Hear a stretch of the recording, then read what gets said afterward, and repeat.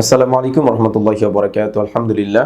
প্রিয় দর্শক, ইউনাইট টিভির পক্ষ থেকে আপনাদের সবাইকে জানাই আন্তরিক শুভেচ্ছা ও মোবারকবাদ। প্রিয় দর্শক, সমাজে কথিত আছে যে খাসি কুরবানি করা যাবে না।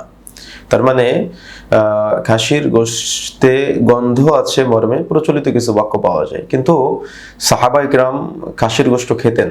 রাসূলুল্লাহ সাল্লাল্লাহু আলাইহি সাল্লামের থেকেও বর্ণনা পাওয়া যায়, এমনকি সুস্বাদু বলেছেন অনেকেই। সুতরাং খাসি অবশ্যই কুরবানি করা যাবে, খাসি কুরবানি করাতে কোনো সমস্যা নেই।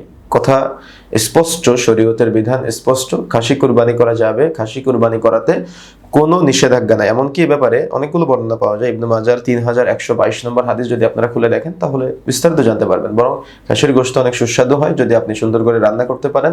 সুতরাং খাসি জবাহ করা যাবে, কুরবানি করা যাবে, খাসির দিয়ে আকিকা দেওয়া যাবে, কোনো সমস্যা নেই ইনশাআল্লাহ। আল্লাহ রাব্বুল আলামিন আমাদের সঠিক বুঝ দান করুন। আল্লাহুম্মা আমিন।